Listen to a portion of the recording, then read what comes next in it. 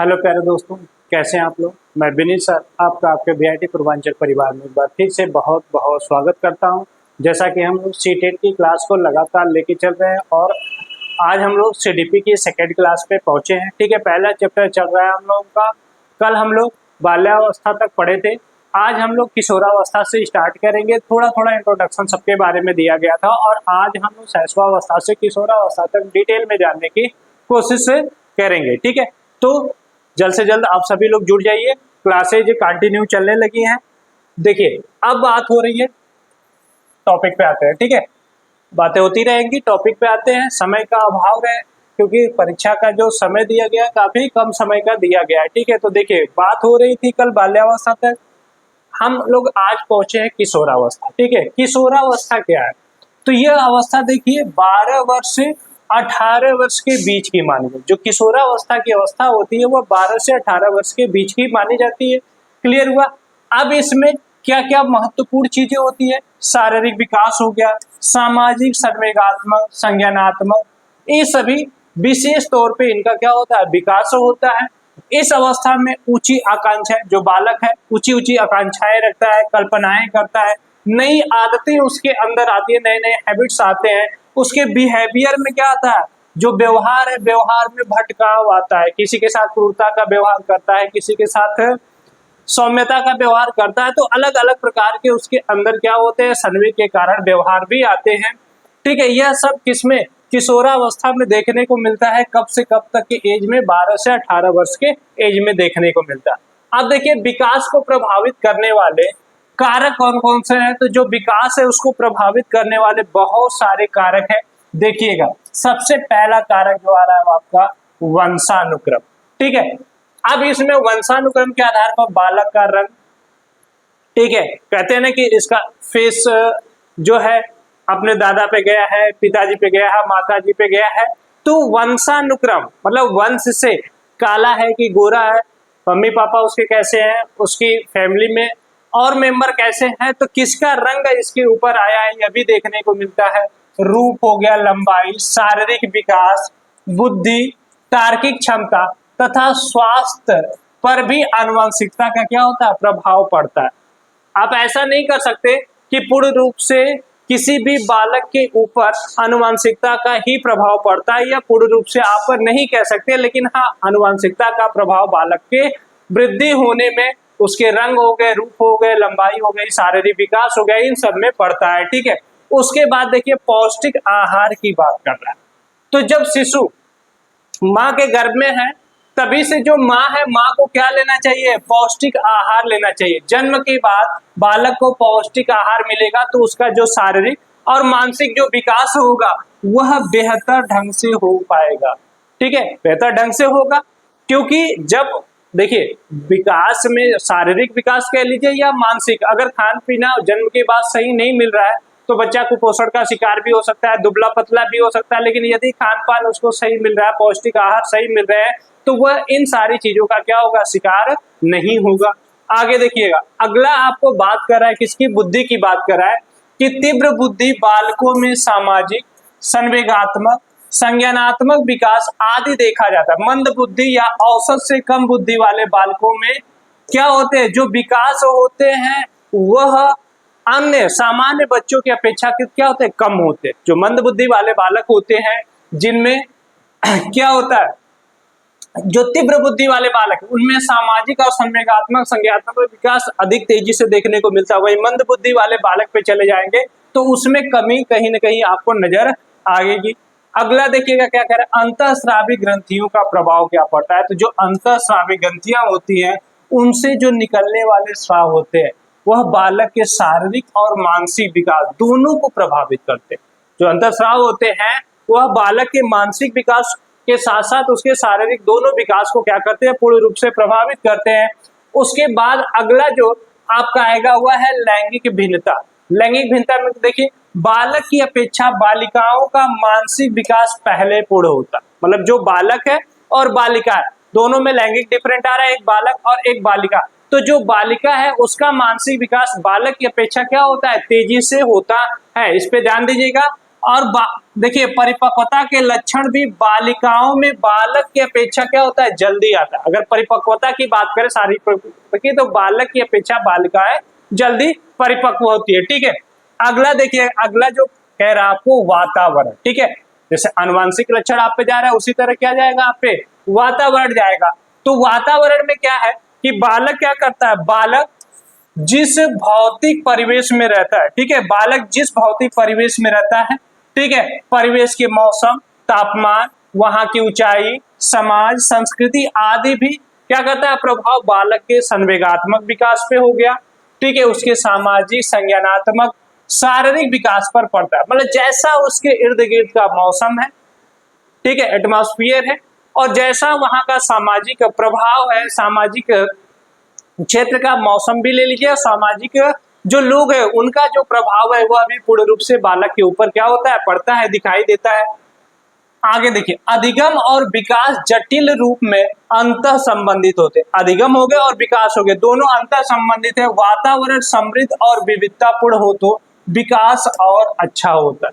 अगर हम वातावरण बालक के समृद्ध बनाए, ठीक है, उसके योग्य बनाए, उसको समुचित आगे जाने योग्य बनाए, तो कहीं ना कहीं विकास हमारा क्या होगा, अच्छा होगा और सकारात्मक दृष्टि में होगा।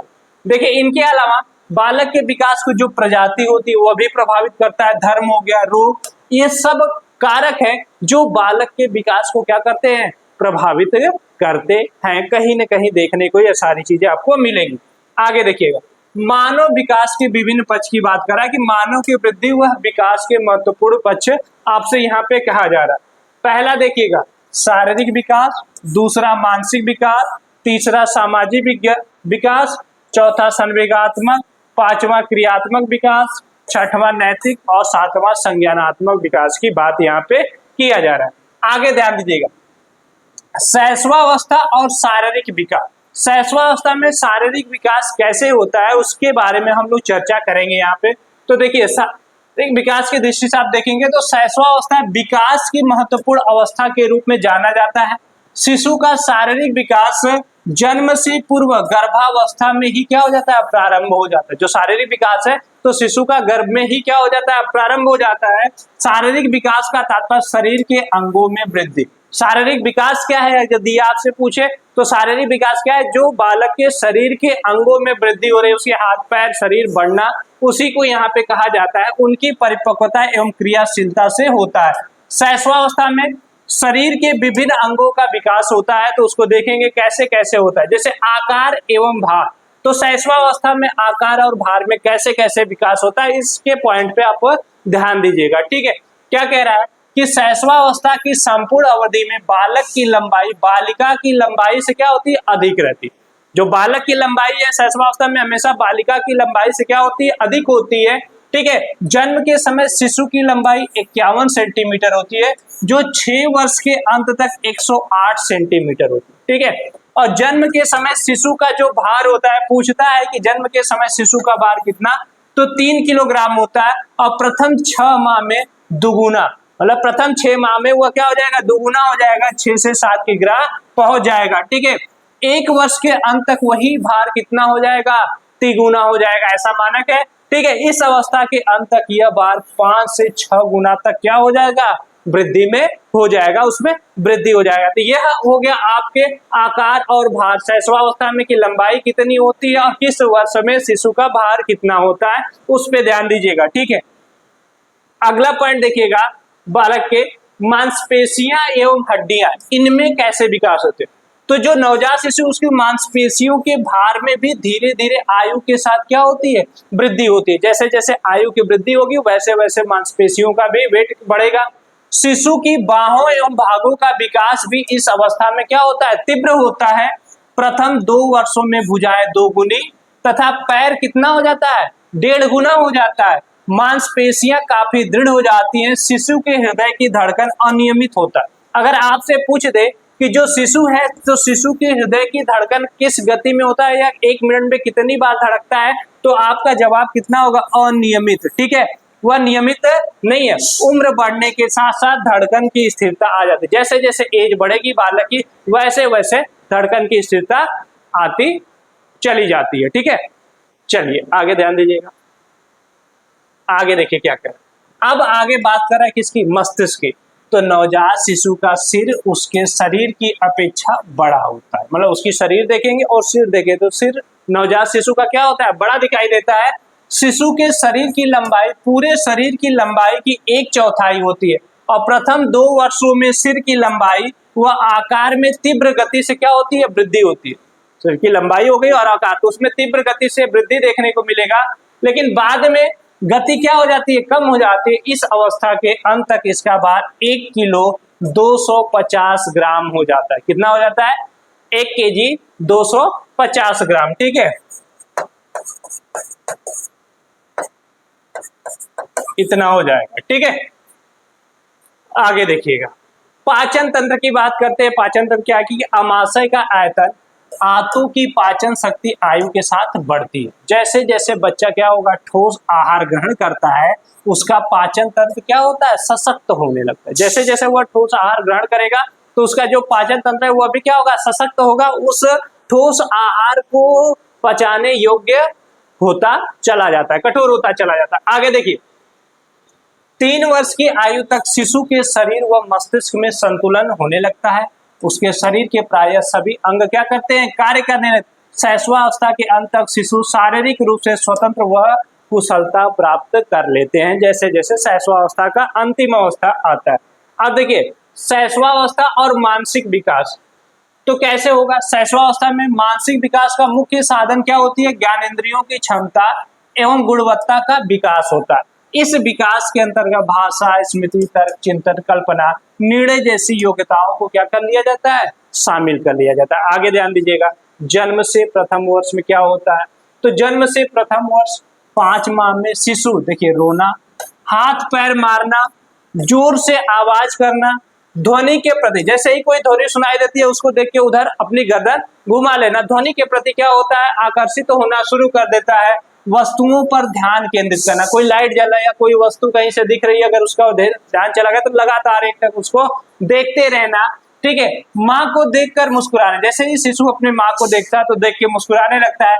वस्तुओं को पकड़कर या मुंह से 10 माह तक की अवस्था में नाम बोलना, गेंद फेंकना, ढक्कन में खोलना, ताली बजाना, आसपास के वातावरण को पहचानना कि उसके आसपास क्या चीजें हैं, क्या हो रहा है, वस्तुओं में को छूना, तोड़ फोड़ करना आदि कार्य करने लगता है तथा चलने का प्रयास करने लगता है। और बालक क्या करता है, चलने का प्रयास करता है। ये सारी अवस्थाएं होती है। दूसरे वर्ष में देखिए क्या होता है बालक के साथ, 2 वर्ष की अवस्था होने पर शिशु वाक्यों की रचना करना, वस्तुओं के नाम बताने लगता है, सरलता से वह क्या करता है, चलने लगता है तथा अपनी आवश्यकताएं भी क्या करना है, बताने लगता है। जो उसकी आवश्यकताएं होती है उस आवश्यकताओं को भी वह क्या करता है, बताना प्रारंभ कर देता है कि उसको किस चीज की जरूरत है, क्या चाहिए क्या नहीं चाहिए। आगे देखिएगा, शैशवावस्था और सामाजिक विकास की बात यहाँ पे किया जा रहा है। तो जन्म के समय शिशु सामाजिक प्राणी नहीं होता है। जब शिशु एक बालक क्या करता है, जन्म लेता है, तो जन्म के समय वह एक सामाजिक प्राणी नहीं होता है। जैसे जैसे उसका शारीरिक मानसिक विकास होता है वैसे वैसे उसका सामाजिक विकास भी होता है। जैसे जैसे उसका शारीरिक विकास होगा, मानसिक विकास होगा, वैसे वैसे ही शिशु का क्या होता है, सामाजिक विकास भी आपको देखने को मिलेगा। शिशु के सामाजिकरण की प्रक्रिया दूसरे व्यक्तियों के साथ उसके संपर्क से प्रारंभ होती है। जन्म के कुछ दिनों तक शिशु सजीव और निर्जीव चीजों में भेद नहीं समझता है, ठीक है, कि कौन सी वस्तु सजीव है और कौन सी निर्जीव, उसमें भेद नहीं कर पाता है। लेकिन माता पिता तथा अन्य व्यक्तियों के बार बार संपर्क में आने से वह कुछ दिनों में ही भेद समझने लगता है कि कौन सजीव है कौन निर्जीव है। यहीं से उसके सामाजिक विकास की प्रक्रिया क्या हो जाती है, प्रारंभ हो जाती है, शुरुआत हो जाती है। क्लियर हुआ। देखिए, शैशवावस्था एवं शिक्षा, शैशवावस्था में शिक्षा की बात यहाँ पे किया जा रहा है। ध्यान दीजिएगा कि शैशवावस्था शिक्षा की दृष्टि से अत्यंत महत्वपूर्ण अवस्था है, ठीक है। इसमें शिक्षा की प्रारंभिक अवस्था, ठीक है, बाल्यावस्था, इस अवस्था में बालक सर्वाधिक अधिगम प्राप्त करता है तथा इस अवस्था में ऐसी शिक्षा होनी चाहिए जिससे शिशु का सर्वांगीण विकास हो सके। शिक्षा का मतलब उसे किताबी ज्ञान देने से नहीं है, ठीक है, उसके सर्वांगीण विकास से है। अब देखिए आगे क्या कह रहा है, कि इस अवस्था में शिक्षा की व्यवस्था करते समय किन किन बातों का आपको ध्यान देना है, ध्यान दीजिएगा। उसके लिए उपयुक्त वातावरण को चुनना। शिशु का विकास उपयुक्त वातावरण में ही संभव हो पाता है, अतः उसके शैक्षिक विकास हेतु घर एवं विद्यालय दोनों जगह अच्छे एवं उपयुक्त वातावरण का निर्माण करने का क्या करना चाहिए, प्रयास करना चाहिए। घर हो गया या स्कूल हो गया, दोनों का वातावरण किसके अनुकूल हो, विद्यार्थी शिक्षार्थी के अनुकूल हो, तभी वह अच्छे वातावरण में ढल के अपने आप को क्या करेगा, आगे बढ़ाएगा। व्यवहार कैसा होना चाहिए, उचित व्यवहार। देखिए शैशवावस्था में बालक का शरीर एवं मन कोमल एवं लचीला होता है, ठीक है, अतः उनका पालन पोषण में माता पिता एवं जो अभिभावक है उनको सावधानी बरतने की जरूरत है। क्या जरूरत है कि ऐसे समय में उनके साथ यदि व्यवहार प्रेम पूर्ण नहीं रहता है तो उसके विकास में बाधा उत्पन्न होती है, ठीक है। उसको बार बार डांटना, मारना, पीटना, भय या क्रोध दिखाने आदि से उसका विकास क्या हो सकता है, अवरुद्ध हो सकता है। तो ध्यान दीजिएगा कि बालक जब एजुकेशन ग्रहण कर रहा है, शिक्षा ले रहा है, सीख रहा है, तो उस समय उसके साथ यह सारे व्यवहार, डांटना, मारना, पीटना, भय दिखाना, उसको यह सारे व्यवहार न करे, अन्यथा उस पर नकारात्मक प्रभाव पड़ सकता है। आगे देखिए उचित पोषण। पोषण भी बहुत जरूरी है। शिशु के शारीरिक विकास के लिए उचित स्वास्थ्यवर्धक भोजन की व्यवस्था होनी चाहिए। संतुलित भोजन से बालक का शारीरिक विकास उसके उत्तम प्रकार से, ठीक है। इन सारी बातों को भी विशेष रूप से अभिभावक को क्या करना है, ध्यान देने की जरूरत है, तभी बालक में बेहतर तरीके से क्या हो पाएगा, विकास हो पाएगा, अन्यथा कहीं न कहीं उसका विकास क्या होगा, बाधित होगा। आगे ध्यान दीजिएगा, जिज्ञासा की संतुष्टि। देखिए इस अवस्था में कोई भी बालक होता है, ठीक है, तो जो उसकी ज्ञानेंद्रियां हैं, ठीक है, वह अपनी ज्ञानेंद्रियों द्वारा जो उसको अनुभव प्राप्त होते हैं, उसको जाने, कोई भी वस्तु देखता है, छूता है, उसके संपर्क में आती है, तो वह उसके अकॉर्डिंग जानने का प्रयास करता है। तो कहीं न कहीं आपका भी कर्तव्य बनता है कि विद्यार्थी के अंदर जो भी जिज्ञासाएं उत्पन्न हो रही है उनके प्रश्नों का सही जवाब देकर, यानी कि कुछ भी उल्टा सीधा आप उसका जवाब दे दे, नहीं, उसके प्रश्नों का सही जवाब देकर उसकी जिज्ञासा को क्या करना है, शांत करना है। इस अवस्था में जो माता पिता और शिक्षक होते हैं, बालक के प्रश्नों का समुचित उत्तर देना, ठीक है, और उसके सवालों का समाधान करना जवाब देकर, ठीक है, इस पे विशेष ध्यान देना चाहिए। अगला देखिए, मूल प्रवृत्तियों का प्रोत्साहन। शिशु के व्यवहार का आधार उसकी मूल प्रवृत्तियां होती हैं। इन प्रवृत्तियों का दमन होने के कारण शिशु का विकास क्या हो जाता है, अवरुद्ध हो जाता है। तो कभी भी उसकी मूल प्रवृत्तियों का दमन नहीं करना चाहिए, ठीक है। शिक्षा प्रदान करते समय शिक्षकों एवं अभिभावकों को भी इस बात का भी ध्यान रखना है कि जो बालक की मूल प्रवृत्तियां हैं उसको प्रोत्साहित करे, उसका दमन न करे, यह भी विशेष रूप से ध्यान देना है। अगला देखिएगा, आत्मनिर्भरता की शिक्षा। शैशवावस्था में शिशु को आत्मनिर्भर बनाने के लिए उसे अपना कार्य स्वतंत्रता पूर्वक करने देना चाहिए तथा शिक्षक द्वारा उसमें आत्मविश्वास की भावना विकसित की जानी चाहिए, ठीक है। उसमें कैसी भावना विकसित करना है, तो आत्मविश्वास की भावना विकसित करना है। खेल एवं क्रिया द्वारा शिक्षा कैसे कराएंगे, तो शिशु बहुत अधिक क्रियाशील होता है, इसलिए इस अवस्था में शिशु को पहले अकेले खेलने और फिर दूसरों के साथ खेलने के अधिक अवसर दिए जाने चाहिए, क्योंकि खेल के द्वारा भी शिक्षा वह ग्रहण करता है, चीजों को सीखता है, जानता है, समझता है, तो यह भी उसको अवसर देना चाहिए। आगे देखिए, बाल्यावस्था और शारीरिक विकास की यहाँ पे बात किया जा रहा है, ठीक है। तो बाल्यावस्था में शारीरिक विकास किन रूपों में होता है उसकी चर्चा कर लेंगे हम लोग। तो आकार एवं भार की बात करें, अभी हम लोग शैशवावस्था का जा रहे हैं, तब शैशवावस्था के बाद बाल्यावस्था का जानेंगे, फिर किशोर। देखिए इस अवस्था में शारीरिक विकास की जो गति होती है वह धीमी होती है, मतलब शरीर का जो वृद्धि होता है, लंबाई जो कद बढ़ता है वह धीमी गति से बढ़ता है। इस काल में बालक सामान्यतः 10 से 12 इंच तक बढ़ता है। भार शैशवावस्था से लगभग कितना हो जाएगा, 2 गुना। इस काल में लड़कों की अपेक्षा लड़कियों की लंबाई और वजन में द्रुत गति से वृद्धि होने लगती है और वे लड़कों से लंबाई में लंबी और वजन में भारी हो जाती है। कौन, शैशवावस्था में लड़कों की ऊंचाई ज्यादा होती है, लड़कियों की कम, ठीक है। बाल्यावस्था में वही लड़कियों की ज्यादा हो जाएगी, लड़कों की कम, इसका ध्यान दीजिएगा। आगे देखिए हड्डियों में क्या अंतर आता है, तो बाल्यावस्था में बालक की हड्डियों की दृढ़ता में वृद्धि होती है, मजबूती आती है, कुछ हड्डियों की संख्या में भी क्या हो जाती है, वृद्धि हो जाती है। इस अवस्था में बालक की हड्डियों का लचीलापन कम हो जाता है और उनमें कड़ापन आने लगता है। मतलब शैशवावस्था में जो बालक की शिशु की हड्डियां होती है वो काफी लचीली होती है, वही हड्डियां बाल्यावस्था में जाती है तो उनमें कड़ापन आ जाता है और लचीलापन उनका क्या होने लगता है, खत्म होने लगता है। किस अवस्था में? बाल्यावस्था में। इस पे ध्यान दीजिएगा। आगे देखिए, मस्तिष्क की बात कर लें तो बाल्यावस्था में सिर के आकार में धीरे धीरे परिवर्तन होने लगता है। 10 वर्ष की अवस्था में बालक के मस्तिष्क का भार पूरे शरीर के भार का 1/, क्या हो जाता है, 10 हो जाता है, तथा इस अवस्था में आकार एवं भार की दृष्टि से मस्तिष्क का पूर्ण विकास हो जाता है, किंतु क्रियाशीलता बढ़ती रहती है तथा परिपक्वता बाद में आती है। ठीक है, यह देखने को मिलता है। आगे देखिएगा, दांत की बात कर रहा है तो लगभग 6 वर्ष की आयु पर बालक के अस्थायी दांत गिरने लगते हैं। मतलब बालक जब 6 वर्ष का हो जाता है, ठीक है, शैशवावस्था के बाद, तो बाल्यावस्था में प्रवेश करने के बाद तो जो उसके दूध के दांत होते हैं वह गिरना शुरू हो जाते हैं, जो अस्थायी दांत होते हैं। ठीक है, उसके स्थान पर अस्थायी दांत आने लगते हैं। 12 से 13 वर्ष की आयु तक बालक के लगभग कितने दांत आ जाते हैं? 28 दांत। किस आयु तक? 12 से 13 वर्ष की आयु। और जो बालिकाएं होती है, बालिकाओं के अस्थायी दांतों बालकों की अपेक्षा कुछ जल्दी निकलते हैं। अस्थायी दांत निकलने से बालक की मुखाकृति में परिवर्तन आने लगता है। मतलब मुख की जो आकृति होती है, जो डिजाइन्स होती है बालक की, बालिका की, जैसे जैसे दांत आता है तो वैसे वैसे मुखाकृति में क्या होता है, परिवर्तन देखने को मिलना शुरू हो जाता है। तो 12 से 13 में जाते हुए लगभग कितने, 28 दांत आ जाते हैं। और लड़कों मतलब बालकों की अपेक्षा बालिकाओं के दांत बालकों से क्या होते हैं, थोड़े पहले आते हैं। अब बात करते हैं हम लोग मांसपेशियां और अन्य अंग की बात कर ले तो बाल्यावस्था में मांसपेशियों का विकास धीरे धीरे होने लगता है, उनमें दृढ़ता आने लगती है।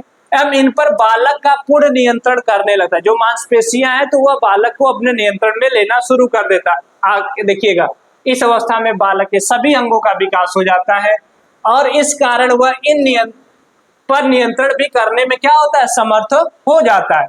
इस अवस्था में लड़के लड़कियों के यौनांगों विकास तेजी से होता है। हृदय की धड़कन भी इस अवस्था तक सामान्य होने लगती है। मतलब एक सामान्य गति से जो हृदय धड़कता है, ठीक है, 1 मिनट में 72 बार, उस अवस्था पे पहुंचना प्रारंभ कर देते हैं, सामान्य हो जाता है।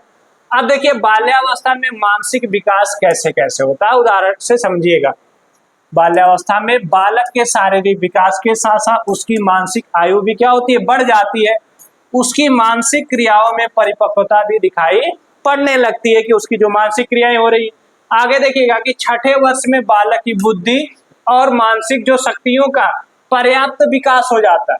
वह सार्थक प्रश्नों का क्या करते हैं, सही सही उत्तर देना प्रारंभ कर देते हैं। उसमें स्मरण व कल्पना शक्ति का पर्याप्त विकास हो जाता है तथा भाषा का सही प्रकार से प्रयोग करने लगता है। 7 वर्ष की अवस्था तक बालक छोटे छोटे वाक्यों का प्रयोग करने लगता है, ठीक है, उसका वर्णन करने लगता है, जटिल और सामान्य वाक्यों का विश्लेषण करना प्रारंभ कर देता है। यह आप देखेंगे, ठीक है। आगे देखिए क्या कह रहा है कि 8 वर्ष का होने पर 16 शब्दों वाले वाक्य को बोल लेता है और उसमें छोटी कहानियां, जो कविताएं जो उसको अच्छी लगती है, उसको अच्छे प्रकार से दोहराने की योग्यता भी उसके अंदर क्या हो जाती है, पैदा हो जाती है। आगे देखिएगा क्या कह रहा है एग्जाम्पल में, 9 वर्ष का होने पर 4 अंकों की संख्याओं को उल्टे क्रम में दोहरा लेता है। रुपए पैसे गिनना, जोड़ना, घटाना, दिन, तारीख, महीना, वर्ष, इन सभी को बताने में वह क्या हो जाता है, सक्षम हो जाता है। कौन? बालक। 10 वर्ष की आयु तक गति से बोलना, तर्क करना, चिंतन करना, यह सभी बालक क्या कर लेता है, सीख लेता। और देखिएगा 11 वर्ष एवं 12वें वर्ष के अंत तक बालक की कठिन शब्दों की व्याख्या करने लगता है, तुलनात्मक अध्ययन करने लगता है, ठीक है, तर्क, जिज्ञासा और निरीक्षण करने की क्षमता का पर्याप्त उसका विकास हो जाता है एवं समस्या समाधान करने की योग्यता का भी पर्याप्त रूप से उसके अंदर क्या हो जाता है, विकास हो जाता है, वृद्धि हो जाता है, ठीक है। आगे देखिएगा, इस अवस्था के पूर्ण होते होते बालक अपने वातावरण की वास्तविकताओं को क्या करता है, समझना शुरू कर देता है। उसमें आत्मविश्वास का भी क्या होता है, विकास हो जाता है बालक के अंदर, ठीक है। अगला देखिएगा, बाल्यावस्था में शिक्षा कैसी होनी चाहिए। तो इसमें शिक्षा की व्यवस्था आपको कैसे करनी चाहिए, किन किन बिंदुओं पे ध्यान देना चाहिए, ये देखिएगा। पहले चीज तो आ जाएगा, मतलब बोलना प्रारंभ कर देता तो भाषा का विकास, तो बाल्यावस्था में भाषा विकास पर अत्यधिक ध्यान देना आवश्यक है। इसके लिए उसका भाषण, वाद विवाद, निबंध प्रतियोगिता, इन सभी का आयोजन किया जाना चाहिए, जिससे कि उसके भाषा का ज्यादा से ज्यादा क्या हो सके, विकास हो सके। ठीक है, आगे देखिए, रोचक पाठ्य सामग्री की बात कर रहा है कि बालकों की पाठ्य सामग्री और पढ़ाए जाने वाले विषय तथा शिक्षण विधि कैसी होनी चाहिए, रुचिकर होनी चाहिए। विषय वस्तु का निर्धारण बालक की आवश्यकता एवं रुचि के अनुसार ही किया जाना चाहिए। कि बालक की आवश्यकता क्या है, बालक का उसमें रुचि है कि नहीं है, उसी के अनुसार किया जाना चाहिए। इसका भी ध्यान देना है।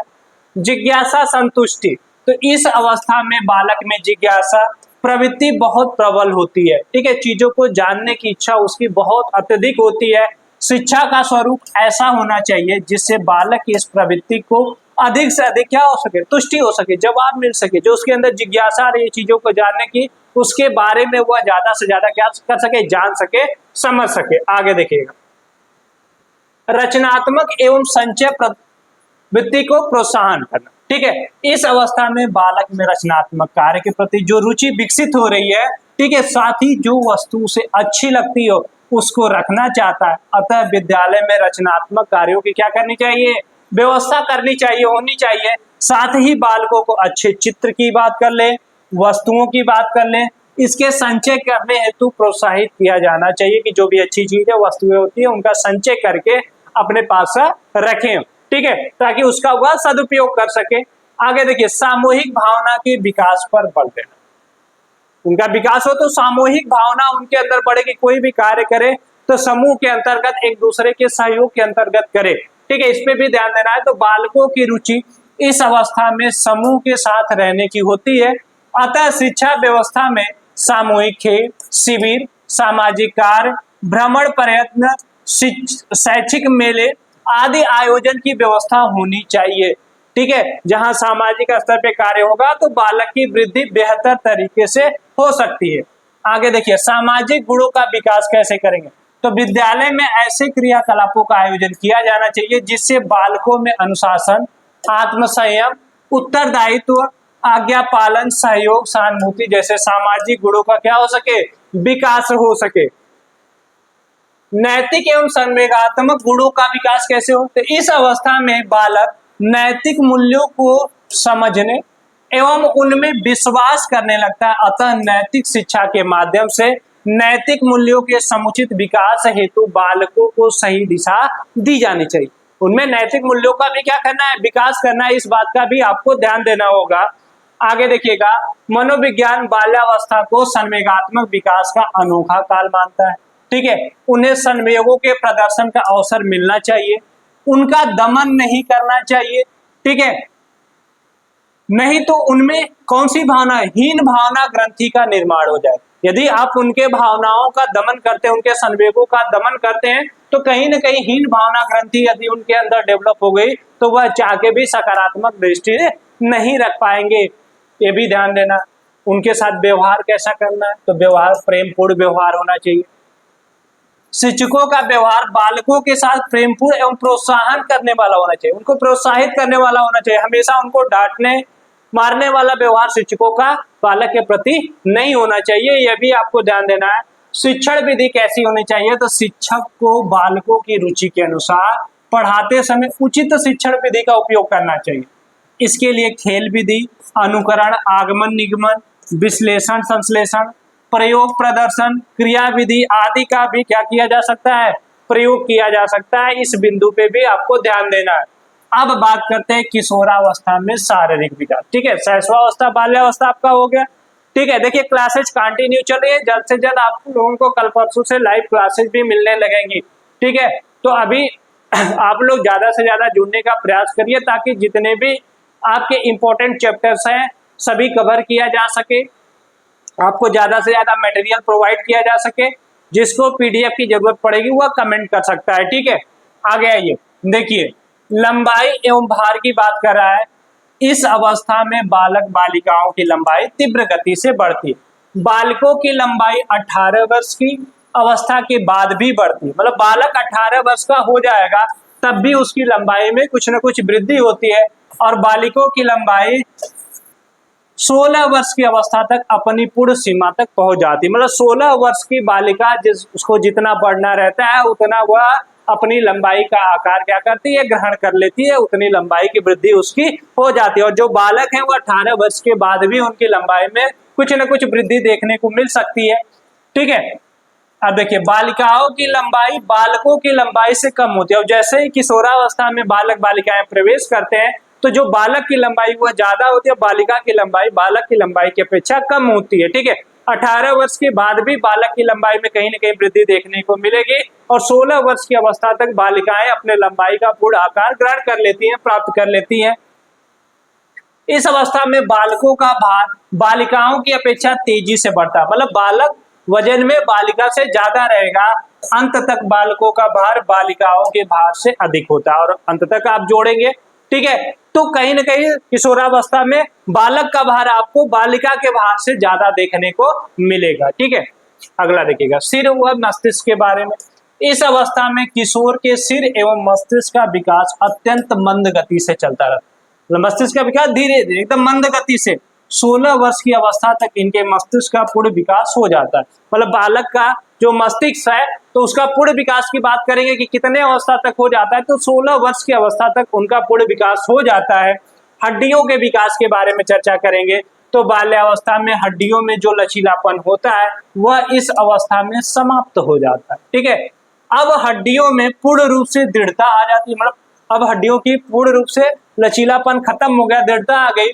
कुछ छोटी हड्डियां एक दूसरे से जुड़ जाती हैं, इसलिए इस समय हड्डियों की संख्या भी क्या हो जाती है, कम हो जाती है। ठीक है, आगे देखिएगा अब दांत की बात करते थे। इस अवस्था के अंत तक किशोरों के संपूर्ण 32 जो दांत होते हैं वह निकल आते हैं। उनकी मांसपेशियों का विकास कैसे होता है, तीव्र गति से होता है, यह भी आपको देखने को मिलेगा। अब देखिए बालक किशोरावस्था के अंत बालक बालिकाओं के ज्ञानेंद्रियों का भी विकास पूर्ण हो जाता है। शरीर के सभी अंग सुडौल और पुष्ट दिखाई देने लगते हैं। बालक के सीने और कंधे एवं बालिकाओं के वक्षस्थल और कुल्हे क्या हो जाते हैं, चौड़े हो जाते हैं। ज्ञानेंद्रियां पूर्ण विकसित हो जाती है। बालकों की आवाज कैसी हो जाती है, भारी हो जाती है और बालिकाओं की आवाज में क्या हो जाता है, मधुरता आ जाती है। मतलब किशोरावस्था में बालक का आवाज क्या होगा, भारी होगा और बालिका का आवाज क्या होगा, मधुर होगा। हृदय की धड़कन की कमी आ जाती है और इसकी गति 1 मिनट में हृदय कितनी बार धड़कना शुरू कर देता है, किशोरावस्था में 72 बार। ठीक है, आगे देखिएगा किशोरावस्था और मानसिक विकास की बात करते हैं। तो किशोरावस्था में मानसिक विकास अपनी अधिकतम सीमा तक पहुंच जाता है। ठीक है, देखिएगा क्या क्या होता है। बुद्धि का अधिकतम विकास हो जाता है। किशोरावस्था में किशोरों का मानसिक विकास अपनी उच्चतम सीमा को पा लेता है। ठीक है, अब देखिए इस अवस्था में बालक बालिकाओं का ध्यान व स्मरण शक्ति अस्थायित्व तो आने लगता है। ठीक है, जो याद करते हैं उनको याद रहता है। इस अवस्था में बुद्धि का विकास पूर्ण हो जाता है, पूर्ण माना जाता है। ठीक है, आगे देखिएगा मानसिक स्वतंत्रता का विकास का बात कर रहा है कि इस अवस्था में बालक दूसरों का हस्तक्षेप नहीं सह पाता। बालक नहीं चाहता कि दूसरा कोई उसे क्या करे, रोक टोक करे, उसका हस्तक्षेप करे। वह अधिक से अधिक स्वतंत्र रहना चाहता है। वह हर वस्तु व्यक्ति क्रिया जो उसे सुख देती है उसके साथ अंतः क्रिया करने की पराकाष्ठा के सपने में हमेशा वह क्या रहता है, डूबा रहता है। ठीक है, हमेशा दिवा स्वप्न में बालक क्या रहेगा, खोया रहेगा। जो उसको संतुष्टि दे, जो उसको आराम दे, उसी के स्वप्न में वो खोया रहता है। आगे देखिएगा उच्चतर मानसिक शक्तियों का विकास। मतलब किशोरावस्था में शब्द भंडार, जो शब्द भंडार है अधिक बढ़ जाता है और चिंतन, तर्क और कल्पना शक्ति के साथ निर्णय लेने तथा समस्या निवारण करने की योग्यता शक्ति का पर्याप्त विकास हो जाता है। उसके अंदर समस्या का निवारण करने की भी शक्ति का क्या होता है, बालक के अंदर पर्याप्त रूप से विकास हो जाता है। रुचियों की विविधता देखिएगा क्या कहता है कि किशोरावस्था में रुचियों का विकास बहुत तीव्रता से होता है। बालक बालिकाओं में कुछ रुचियां समान होती हैं।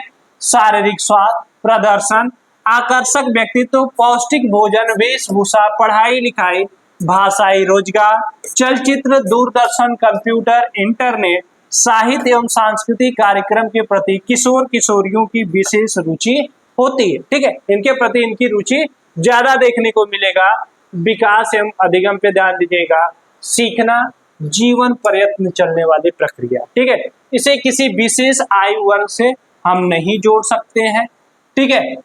यह आवश्यक है, कह सकते हैं कि अधिगम और विकास एक दूसरे से अंतः संबंधित है। विकास भी अधिगम को प्रभावित करता है और अधिगम भी किसको प्रभावित करता है, विकास को। इसलिए आप कह सकते हैं विकास और अधिगम एक समान गति से आगे नहीं बढ़ते। बालक की विकास अवस्था का ज्ञान यदि शिक्षक को होगा तो वह शिक्षण विधि और वातावरण को बालक के अनुकूल करने में, जो शिक्षण विधि है, जो वातावरण बना हुआ है बालक का, उसको समाहित करने में मदद करेगा। बालक चाहे समान आयु वर्ग का हो या मिश्रित आयु वर्ग का हो, शिक्षक के लिए विकास का ज्ञान महत्वपूर्ण माना जाएगा, ठीक है। यही वजह है कि जो आपका पाठ्यक्रम है उसमें बाल विकास और शिक्षण सिद्धांत के रूप में दिया गया है। क्यों शिक्षण सिद्धांत के रूप में दिया गया, ताकि आप बालक के बारे में बेहतर तरीके से क्या कर सके, समझ सके, जान सके और उसको बेहतर तरीके से उसके अनुकूल वातावरण प्रदान करने का कार्य कर सके, ठीक है। तो यह हम लोग का शैशवावस्था, बाल्यावस्था और किशोरावस्था, यहाँ तक पहला चैप्टर हम लोग का समाप्त होता है, ठीक है।